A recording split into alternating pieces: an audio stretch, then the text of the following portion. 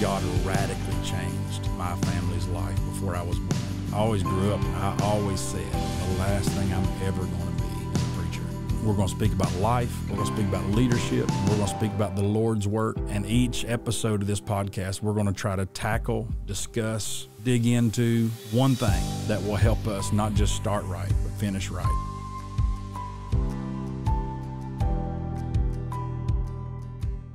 Hello, this is Pastor C.T. Townsend. This is the One Thing podcast where we take life, leadership, and the Lord's work and dissect and discuss one thing at a time. And we hope wherever you're watching from or listening from that this is a blessing and that it adds or brings value to your life. Today, it's my joy to have with me literally my two of my best friends in the whole world.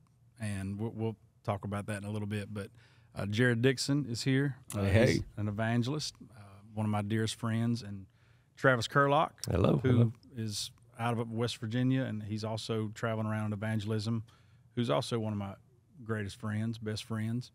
And the reason it is significant that these two men are at the table today, the topic of conversation is friendships, friends. The Bible is clear that a man that hath friends must show himself friendly. In Proverbs 18:24, and I believe that friendships, relationships, the David and Jonathan connection, the relationships and friendships are things that keep us rooted and grounded and help us along the way. And so we wanted to talk today about friendships, and it's neat because I have known Travis since childhood. Jared and I have worked with each other and served the Lord with each other and seen God do some amazing things for quite a while now.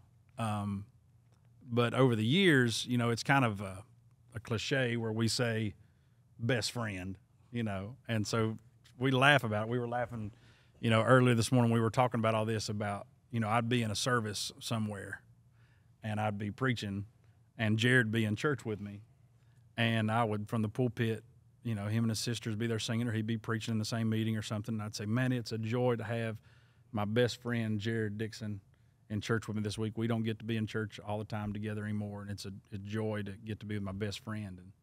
And only to get out of church and to get that phone call from Travis, be like, hey, I was watching the live stream and heard you call Jared your best friend. Is he your best friend now?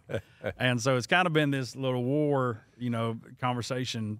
It's not a war. Not a war, like a little. It's a little undercurrent. It's a little funny little jab we always live to. And so I thought it'd be really cool. You flew in yesterday to be a part of this, and he's had a day off and drove in to be a part of this. Finally settle it. Well, no. I'm not going to settle it. I like it the way it is, but. You know, to talk about friendships with literally my two best friends. That's right. And that means the world to me. I love both of you. I love you. I didn't expect to cry, but that hit me there. I do love both of you. And all of us have been through hard times together. Sure.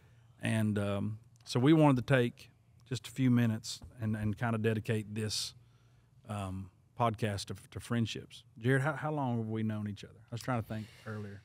Years-wise, I'm going to go with 14-ish. Yeah. I mean, 2009 is when I started to preach, so it was somewhere around in there. Mm-hmm. So if it was before then, it could even be around 15 years that we originally met, just at a passing through type of situation. I remember me and Jesse were going somewhere, and he said, hey, let's go to Jared's dad's church.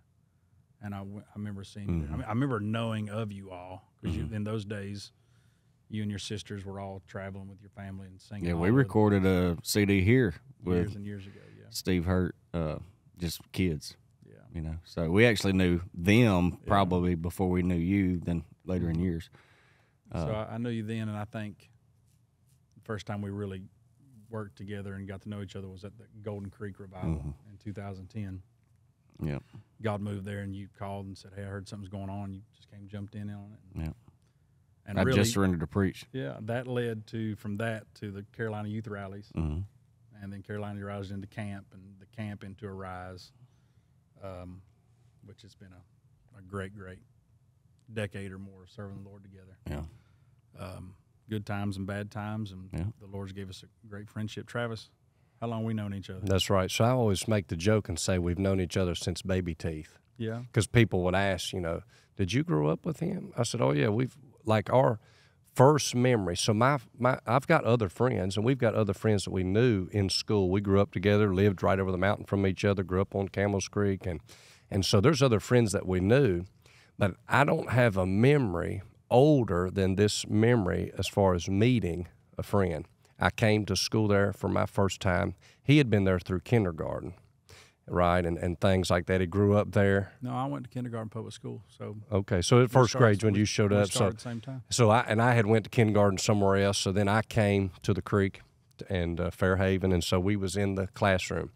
I kind of felt like the new guy. I didn't know anybody, and this is my first time in that school, and I'm sitting in a chair right against the wall, and so he sits behind me in the chair, facing this way, and so I'm just looking straight, we're kids and nervous and stuff, and I feel a tap on my shoulder. So I turned around like this, in the seat, turned around back where he's at. I remember, and he had a flat top in those days. We all wore buzz cuts, flat top, butch wax. We used to use the butch wax. Baseball Z. Yeah, right. So, but anyway, I turned around. He tapped me on my shoulder, turned around and said, yeah.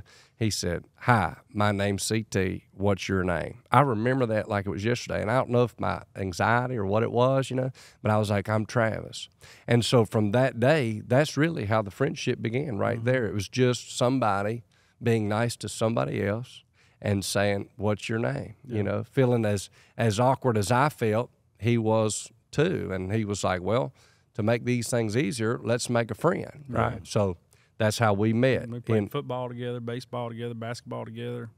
Yeah, everything. I've always said that me and you have to stay friends because I have enough on you and you have enough on me that if we started talking, that's right. There wasn't nobody listening to none of us. Yeah, me and him can't gossip about each other because it would ruin both of us. Yeah. Oh, my. So it's been good. So in that terminology, when we talk about best friends, Travis has now cloned a new term that you are my longest standing best friend. So we fixed the issue with calling everyone the best friend. Yeah. There's the longest standing best friend. That's a big trophy. First grade. So within friendship, the culture that we live in, society we live in today, I believe has weakened the terminology friend. We say, oh, they're my friend. And I think there's a difference in friends versus acquaintances. Yes.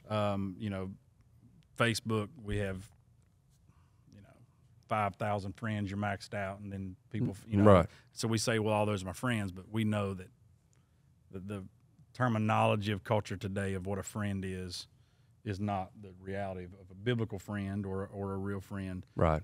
I think, people think, well, I don't have friends, and really the mandate is not on how other people treat you. It's really, the Bible's clear, a man that hath friends must show himself friendly. It takes effort. Yeah, so there's effort there.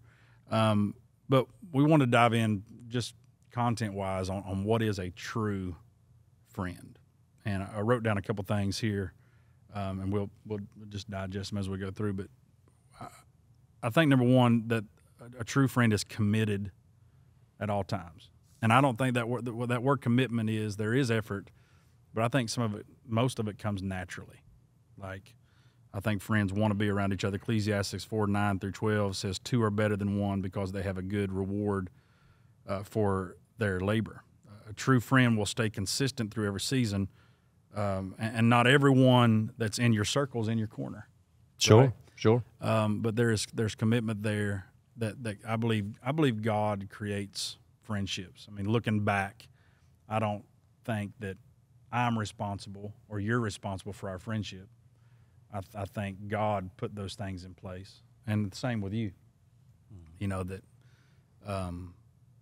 there was a season of ministry I was walking into that God knew I needed a Jared Dixon in my life and ministry, and there's a season in life when God knew I needed a Travis Kiriluk, and a season in your life when God knew you needed CT. You know what I mean, and vice versa. And so, there's commitment there.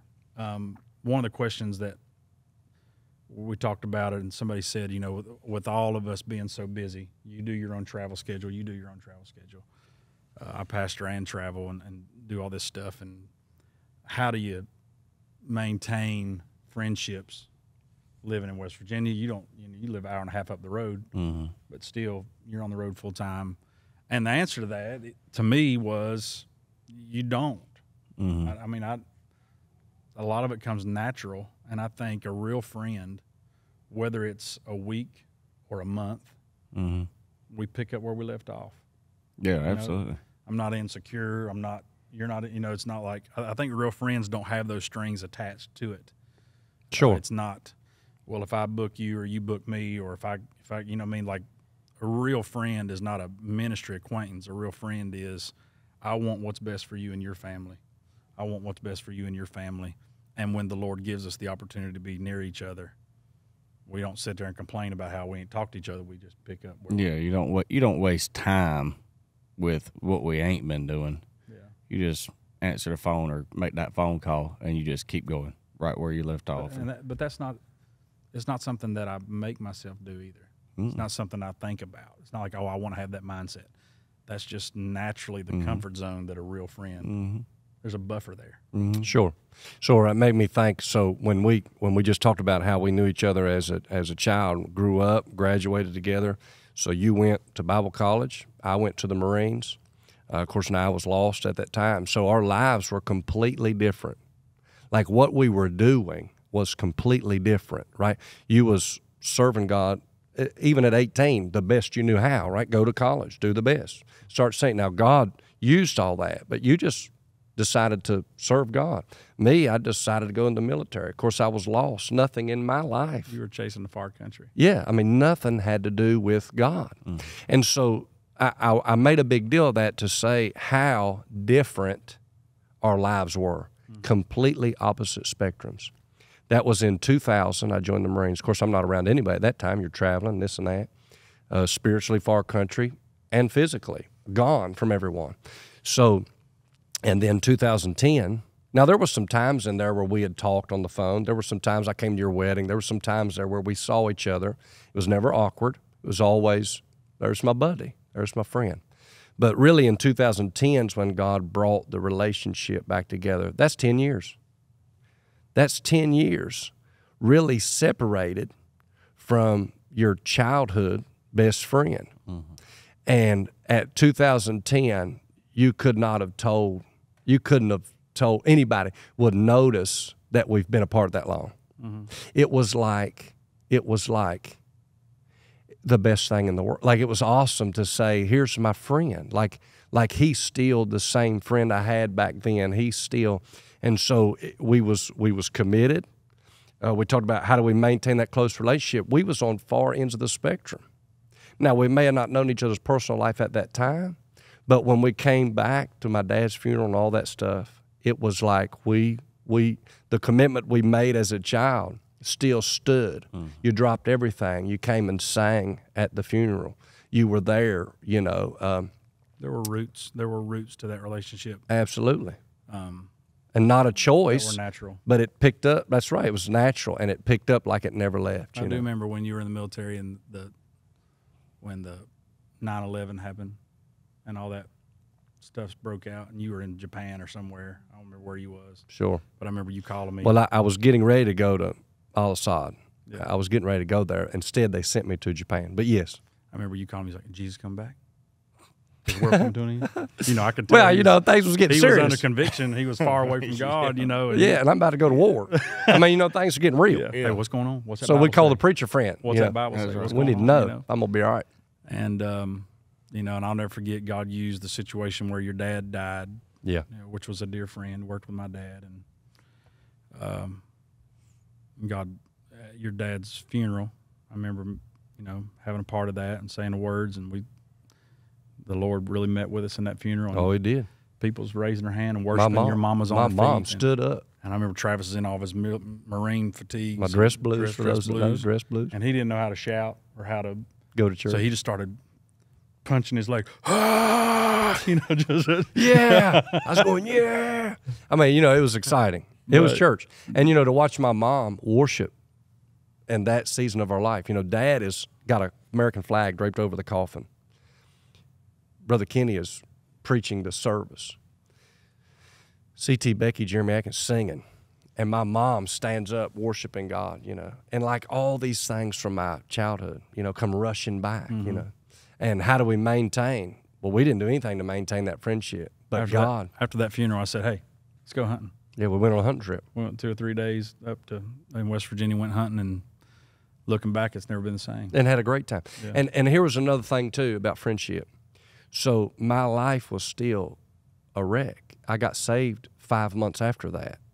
I wasn't even saved then. So we went on that hunt trip in November. My dad died November 6, 2010. We went on the hunt trip, which is prime hunting in West Virginia. Right after that, I'm still a lost man. And I still had a habit, right? I remember we took one picture and I had some dip in my lip, you know.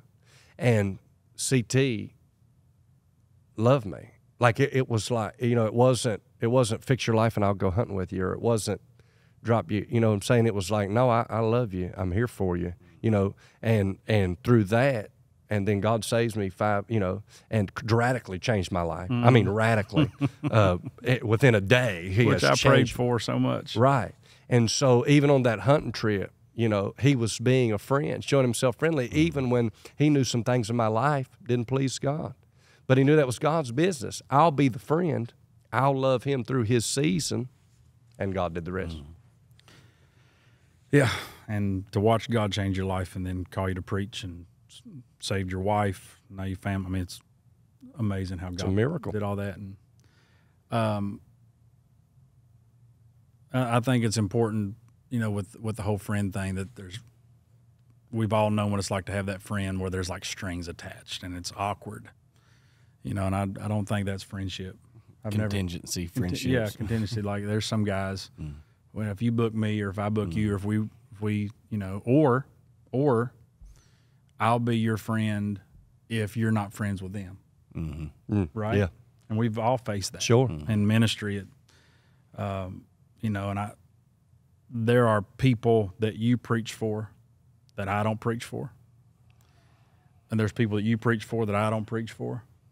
There's probably guys between the three of us, maybe guys that I preach for that maybe you're not a fan of, or you're a fan, you know what I mean? But I've never one time said, Jared, don't go preach there. Travis, don't, and you've never said, CT, don't, you know what I mean? Like, you can't live there's no strings attached, right? Like, right. And so that, you know, the whole commitment part, I think, gets down to when the rubber hits the road and there is pressure. You know, can you be a friend? And we've all been there. We don't even have to go into all that, but all of us have been in those pressurized positions where people put pressure, and I think friendship is a test of time with that kind of stuff. And should go deeper than that. That makes me think of me and Jared too. So our friendship, through your friendship, because you knew him separate than me, you knew me separate than him in your life. But through your relationship with Jared and myself, it has brought me and Jared together. And so now me and him are great friends. You know, can call each other. He's got prayer requests for me. He's praying for. I got some for him. So with your friendship, it didn't cause us to be like, well, who's that guy? You know, we make the joke about the best friend, but in reality, you're my friend, not his friend. Yeah. True friends is like, well, if he's his friend and he's my friend, if that's my friend, that's his friend. He must be a good guy. He must be someone that I can be a friend with too.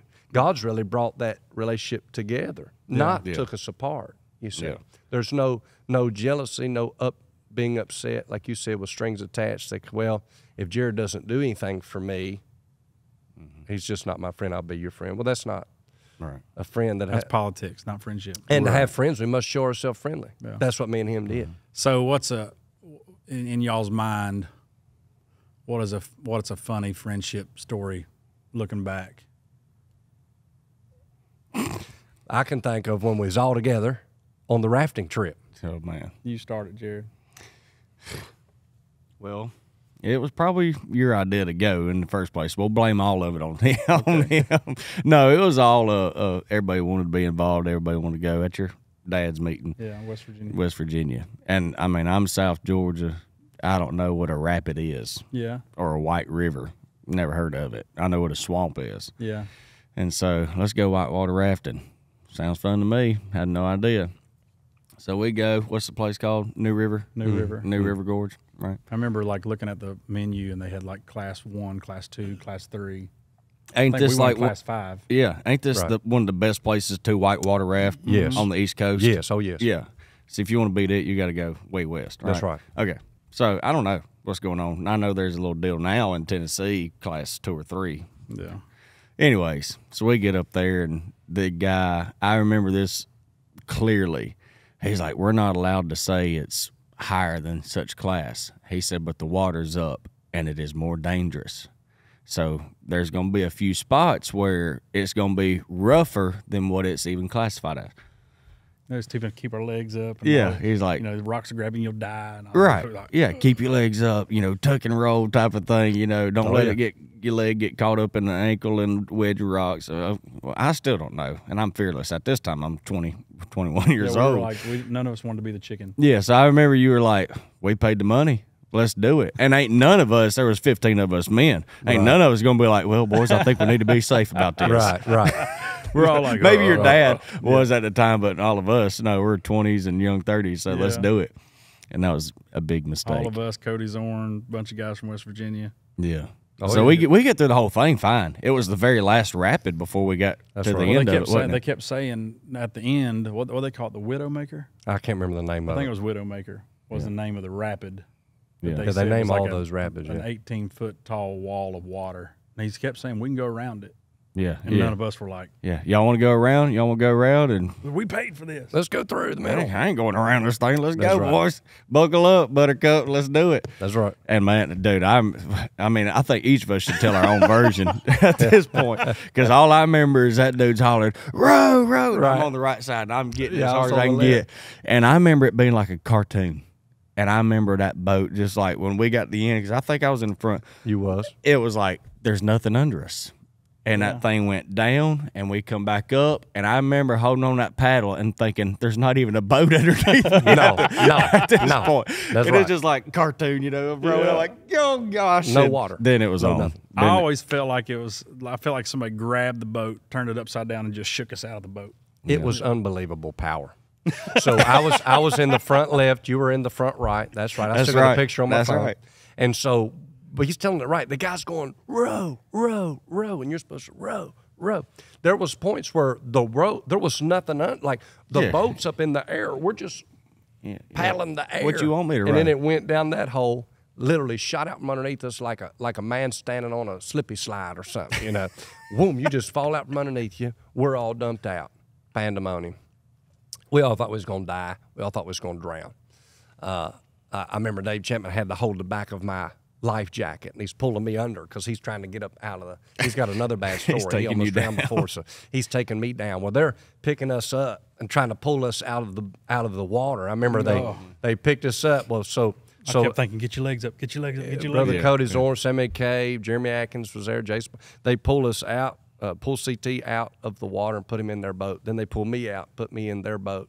And I remember CT was laying in the fetal position. to death. So this is how real this was. He's in the middle of the boat between these little rubber tubes where you sit on, We went from rough, tough men to Oh, gosh. So he's in the fetal position in the boat, already saved, but his mind, it was so impactful. The reality he was about to drown. He is in the fetal position, laid in that boat, like, praying and thanking God. Well, they pulled me out, and his dad, we go to reach and grab Brother Kenny, CT's dad. He looks up at us. I remember looking at his face and couldn't get a breath. He come up out of the water, tried to grab us. We missed him, and he went back down and disappeared under the water. And we was like, oh, my gosh. There were giraffes under the water. The pastor's going to drown, and he disappears under the water. And we was like, it's it. We'll never see him again. We're all in sorrow. We felt like the men on the boat, right? It's not funny, but the way you just said sorrow. Right. So, oh, man, I get it. It's funny now. We look back. It is, yeah. But we was all like, oh, no, where'd he go? Just a little bit ago, there was some East Indians that had came traveling and went. And so they picked him up, and they rescued him in the boat. He jumps in the boat. They were a little bit behind us. He's like, thank the Lord for the country of India. He stands up in the boat. He's so excited that they saved him. They found him and saved him. And we was we were all like, ah! Yeah, we was all shouting. I was scared to death. I couldn't find him. No, yeah. I'll never forget they got Dad back in our boat, and we started. That was one of the last rapids. And the reason I know it was real Because we were going down that slow part, and the two guides of our boats, the one looked at us and said, it got real there for a second, didn't it? Yeah. Remember that? Oh, yeah. And we were all like, wow, you know. That's the only time I bought the picture of a event. Yeah. You know what I mean? So we can honestly say that we've been through life and death together. Yeah, really. You know, and on a funny level that is, but, you know, friends are there in the good times, and friends are there when the rapids, you know, and both of you have walked through that in your own lives. And I still remember to this day when Cashton died and looking behind us, and Jared was the one that held the casket to my little baby and carried it out of that church. And we brought it to North Augusta and buried our son here. You know, there's been some sad, horrible things that have happened in my life, your life, and you've been there. Sure. And I think, you know, it's not fair weather friends, but and vice versa. You know, you went through some troubles yourself, and I've always tried to be the friend that encouraged you to keep your head up and move forward. And you know, Jennifer got in that terrible car accident, and we didn't know what was going to happen. You know, and the need for friendships is because we're going to fall out of the boat sometimes, and you need somebody that's there to grab you by the straps and pull you back in. That's right. And so a true friend is committed. There's also the challenge of a friendship. I believe it's to challenge us to be better. You know, I was always a little envious back in the day. Jared could play anything and everything. You know, he'd touch a guitar in 5 minutes, learn how to play it. Touch a piano, learn how to play it. You know, and so when I was starting off, it was a challenge for me to, you know, I wanted to learn how to do that stuff. And so his level of gifting and talent in music always drove me to want to be better at that kind of stuff. And you know, I can't help but think our friendship, when you got right with God, maybe there were some things in me that you saw that made you want to serve God more. Sure. I think a real friendship should iron sharpeneth iron, right? That's right. I believe a real friendship should make us want to be better. Yeah, absolutely. And I'm thinking, you know, mine and yours, we bounce off of each other, you know, ideas, Bible, prayers, and then me and Travis the same way. And that verse you just quoted, Proverbs 27, both of y'all are older than me. You've probably been in ministry the longest, then me, then Travis. Travis is several years older than me. And we talked about this earlier. You said you've been in ministry how long now? A little over 4 years. 4 years ministry, and then traveling. You've been a little over 2 years. A little over 2 years. So I've been traveling this year. I believe I did my math right. Homeschool. Forgive me if it's wrong. 13 years. Right. So I may have been in ministry, traveling, whatever you want to call it, evangelism, longer than him. But he's older than me.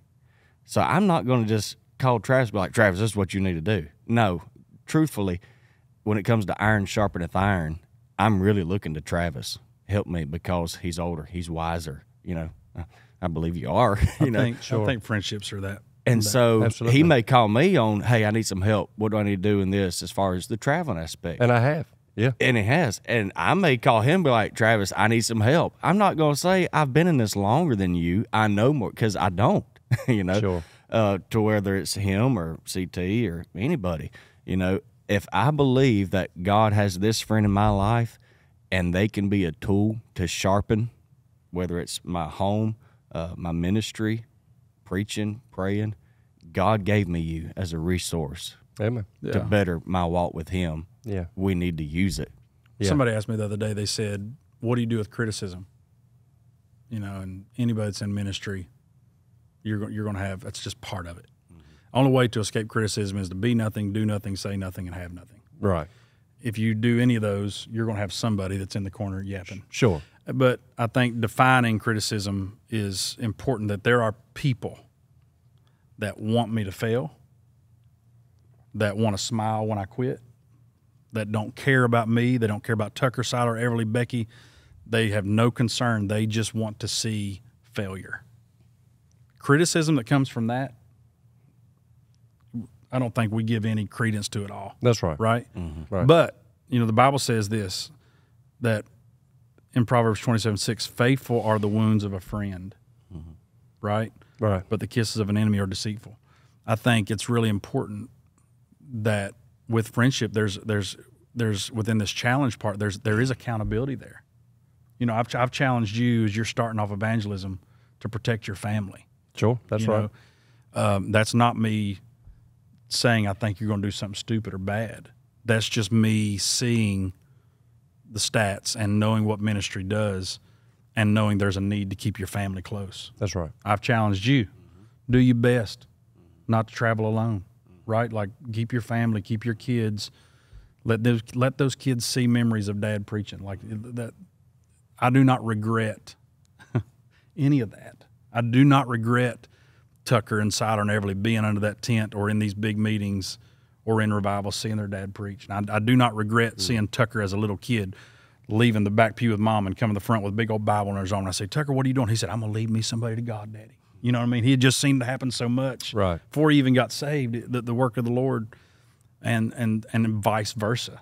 There's been many times where I've called Jared and said, Jared, I'm getting hit over this, and man, I don't want to be contemporary, and I don't want to be this, and I don't want to be, you know, what am I doing wrong? What? Because every criticism is not a bad criticism. Like, we can't be so prideful that we can't take this and say, what of this do I need to help fix or whatever.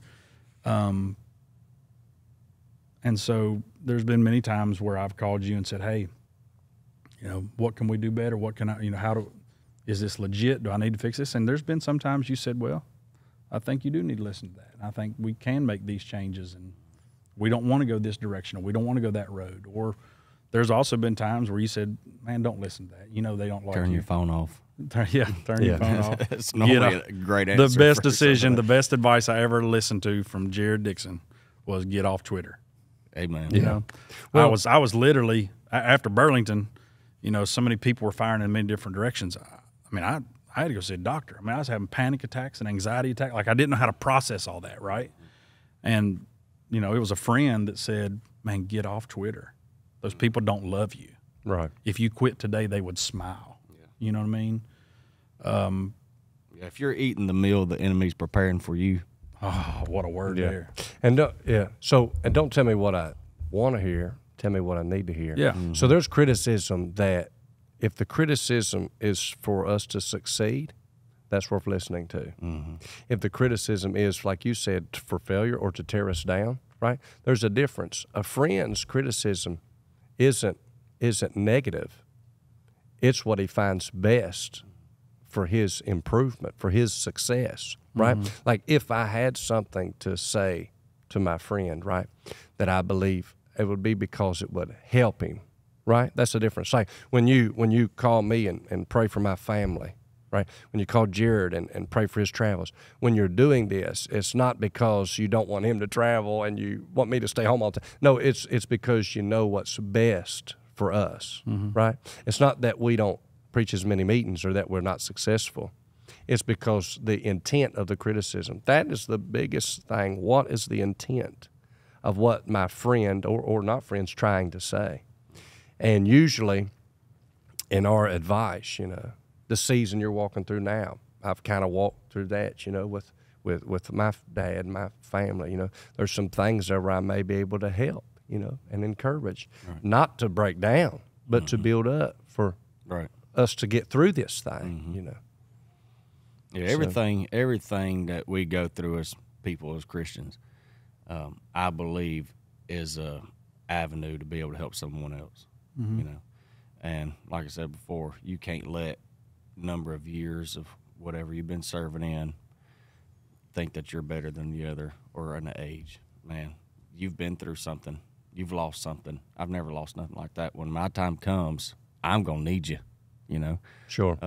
There may be something that I've been through 7, 8 years younger than you, you know, but I hope I can help you. And that's what friendship's about. Yeah. You know, holding each other up, holding each other's hands up, and continuing on. Yeah. And holding each other accountable. Yeah. I mean, if I get off the rails, look, I would want my friend to say, I don't want to do something wrong. Right. That's it. Like, the influence God's give us, the whatever you call it, I don't want to do something wrong. Right. You know, and so there's different things where some people just abandon you and walk away. There's some people that just sit on the sidelines and criticize and run their mouth.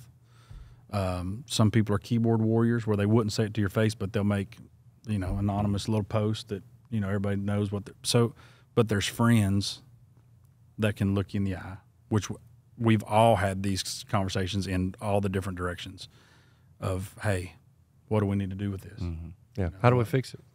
How do we make it better? Well, here's one good instance. Like, I don't know how many times I've told CT that top button on that shirt. I will unbutton the top button. Unbutton that thing, man. Come on. See, that's some, you know, what's the word? Constructive criticism. Yeah, Is that right? That's the intent. That's what we have to be, man. And see, look at that. I don't know. It's like a security blanket or something like that. It must be. I guess I don't know. But yeah, I mean, you're on point with it. I mean, unknowingly. Yeah. You know what I mean?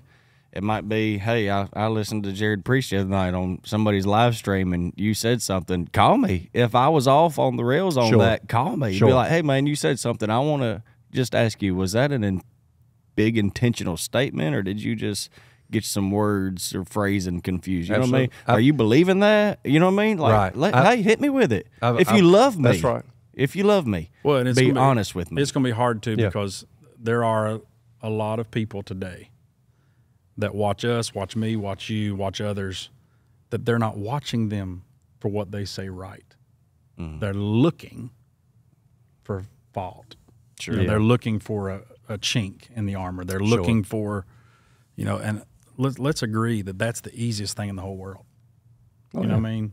Like, it takes no size to criticize, right? Like, anybody can just sit there and say, well, you're doing this wrong. And if I was to look in your life, you know, or look at you, or you look at me, right? I'm a flawed man. But when I look at you, I'm not looking for the worst in you. I'm looking for the best in you, right? A true friend wants what's best for the best in you. You know, and God is my witness.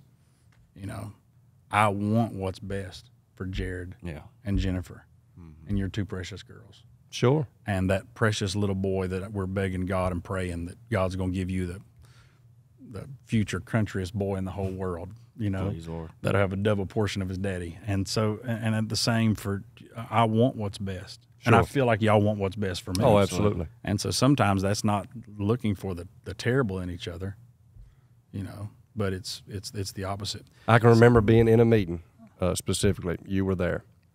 I believe you preached that night. Yeah. And they had me exhort or preach before you, something like that. But I remember it was a short period of time, 5 minutes, 10 minutes maybe.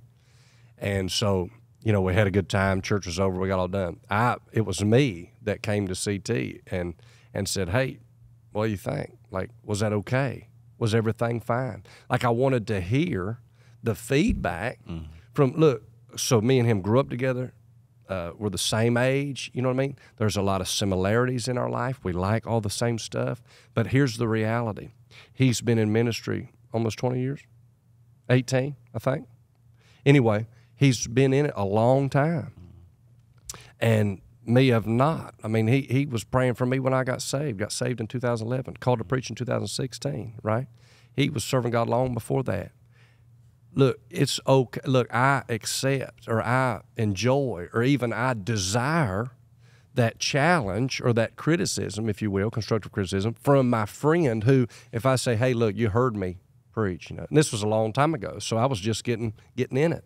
And so what'd you think? And he actually gave me some I mean, it wasn't, oh, it was great, and you're serving God, and I love it. I mean, he did love it, and I am serving God, and that is great. But he said, no, here's some things that you could, you know, here's something I noticed. Here's something that would help you. Something to be aware of is what he told me. And gave me some criticism. And I accepted that. I digested that. I used that. And so that's part of that challenge that helps me be a better me. Yeah.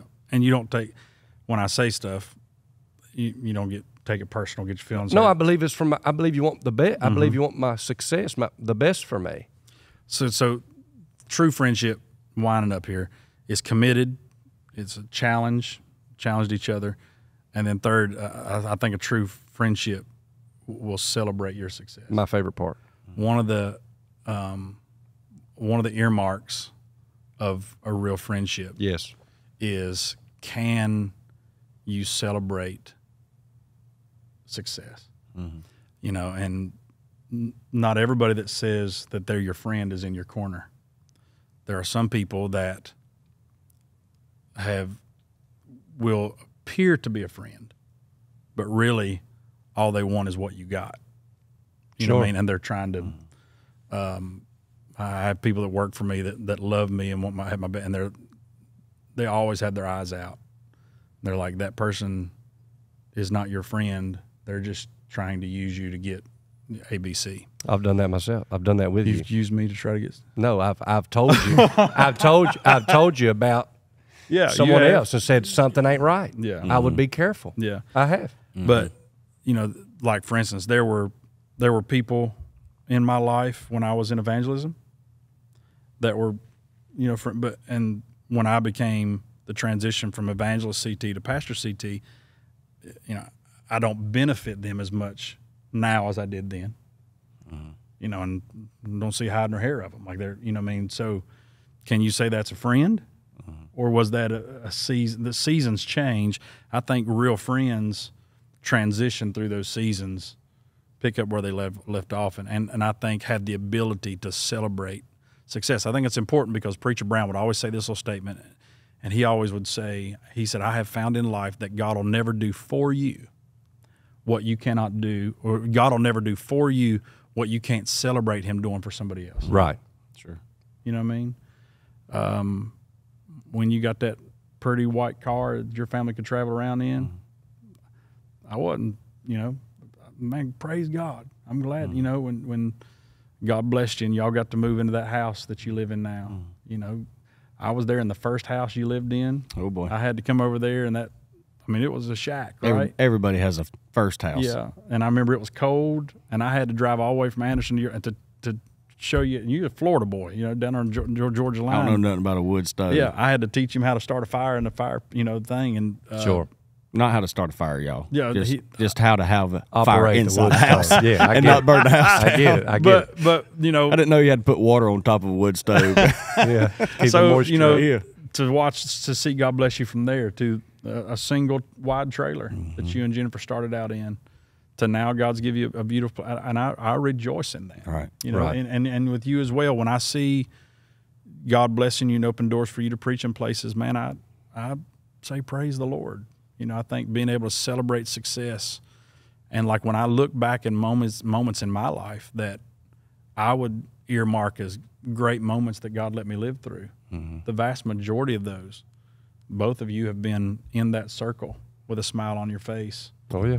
You know, and it's not about me and it's not about you. We desire it to be all about Jesus, but to be there to cheer on, and you know. And the biggest thing you have to. This is for any friendship, I think, no matter whether it's best friend, close friend, you need to learn how to celebrate God's blessings to others. Yeah, say that. Just like you said. I mean, you basically said a while ago, he ain't going to do it for you if you're not willing to celebrate it with others. And I think about David a lot. I mean, David and Jonathan is one of the biggest friendship staples in the Word of God. But before you find David and Jonathan's friendship, you see the opposite with David and Saul. Goliath is out there on the battlefield. Here comes David. Well, the news comes to Saul, David's going to fight him. Well, what does Saul do? Saul prepares David to go fight Goliath. How? With the best. So Saul gifts David the best opportunity to win this battle with Goliath that there is, but it wasn't the right gift. He gives him the best armor, the king's armor. He gives him the best weapons, the king's sword. But that's not what was fit for David. Armor swallowed him up. He probably wasn't even strong enough to lift that sword, I don't think. Just a young, ruddy fella. Yeah. Couldn't even wield that thing. That was not the blessing in David's life. Even though it was a gift, it wasn't the right gift. David takes all that armor off, ends up winning the battle by faith with a little old stone and a slingshot.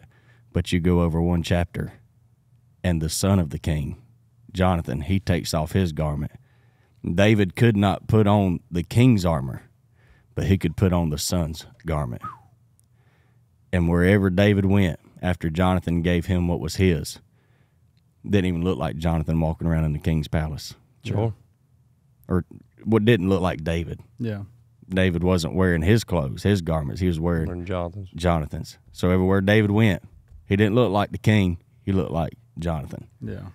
And you have to be careful with what others are trying to give you, because it may not always be for your benefit. It may look like a good, shiny gift.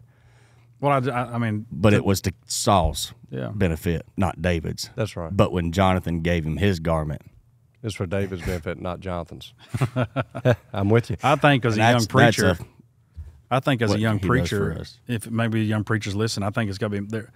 There are Sauls out there that are operating in a Saul looks spirit. good. Careful.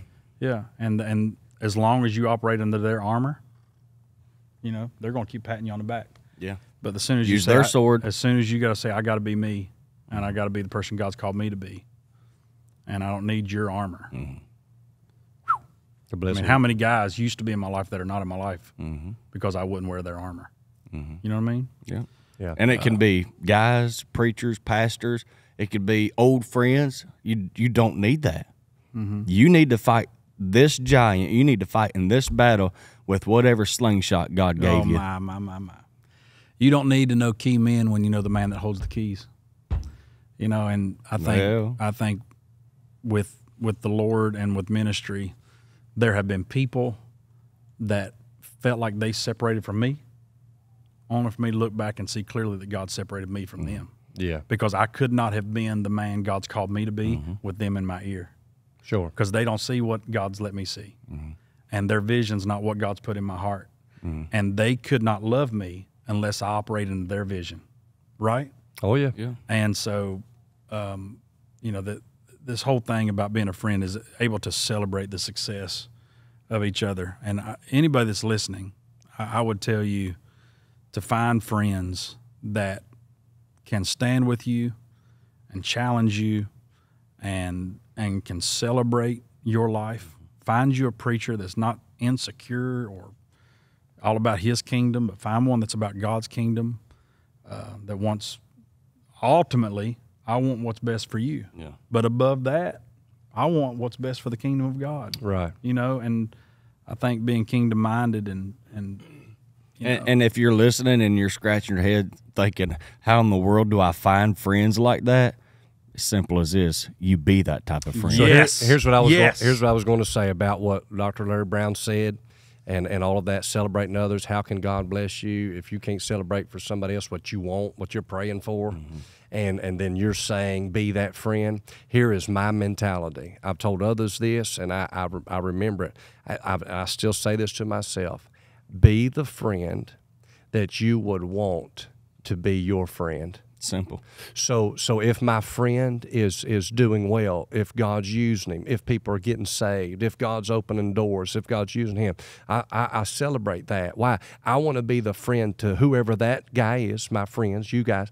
I want to be the friend to them that if it was me seeing souls saved, if it was me having an open door, if it was me that God was using, I would want that friend to be to me. Who would I want in my corner if it was me preaching? Who would I want with me if it was my turn to see someone get saved? Well, whoever that is to me, that's who I am. I want to be that guy to the guy that is preaching, my friend, or to the guy that's blessing. I've got friends, and we've got other friends all over the place, but you know, I can think of pastors and some other people that are my friends. And when they call me with a good report, even if another guy preached a meeting, they call me with a good report and said, God moved here.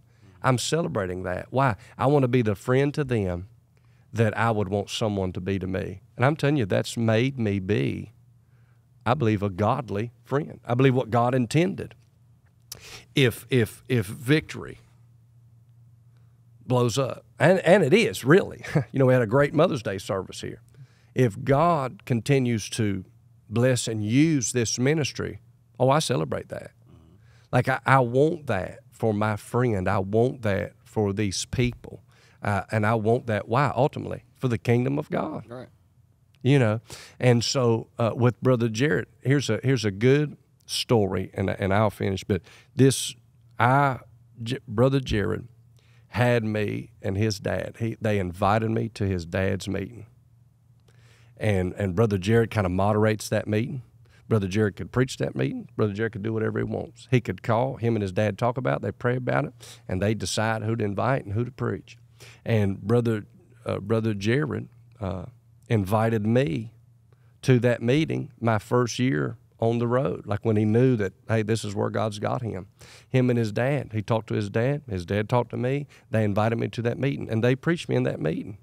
And I thought, wow, what a picture of a friend, that Jared could have picked anybody he wanted, seasoned men, old men, or whatever, himself even, to preach. But he called me, drives me down there, and allows me just an opportunity to share. There was other men that preached, yeah, but I thought Jared really celebrated my life. He celebrated my ministry. No matter what happens out of this meeting, I want my friend to preach. And he did that. And you've done that for me too, but I just thought about that story with Jared specifically when he didn't have to do that. Mm-hmm. He didn't know me since I was a child. Mm-hmm. He hasn't been there during all my hard times, but he loves me as a friend. And he said, Dad, I believe he'd help us. Yeah. And God's actually used that to open doors in my life. And he's always called me and celebrated those events. Yeah. Friendship. Yep. Well, I love both of you. And I thank God for y'all taking the time to sit down with me today to talk about friendships. And I do pray God's best for both of you. And I'm thankful. If I never get to say it again with both of you in the room, I am extremely grateful for the goodness of God letting me be friends with Jared Dixon and Travis Kiriluk. And I hope and pray God will give us health. Mm-hmm. God give us a sane mind. God keep enemies at bay to the point where we can be old men with gray hair one day watching our kids watching our kids serve God and not be bitter and angry and mad at everybody else and everything, not cutting down other people or criticizing. I hope God will help us. You know, Pastor Ralph always had this thing on his desk, said, just be sweet. Mm-hmm. And I hope we can keep going through ministry and have a sweet spirit, a kind spirit, and finish well. Amen. Celebrate each other till we die. We'll do this again in 20 years, see where we are. Yeah. I love you guys. Love you. Love you, Travis. Love you. Love you. Subscribe to this, share this, send it to some friends, watch it, and if this has added value to your life, to your ministry, to your heart, subscribe to this, be a part, whether it's YouTube or on the podcast channel or wherever you're watching this at. Jump in, and there's one thing at a time. Life and leadership and the Lord's work, one thing at a time. We love you, and we hope you have a great day. God bless you.